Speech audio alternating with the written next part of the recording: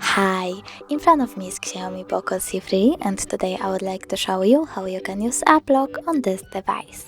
Firstly, open Settings, then scroll down and tap on Apps.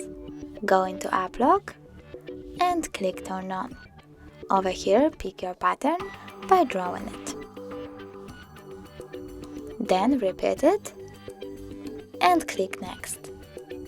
If you wanna sign into your Mi account, go with green button, but I don't want to, so I'll just click Not Now and cancel Face Unlock and Fingerprint.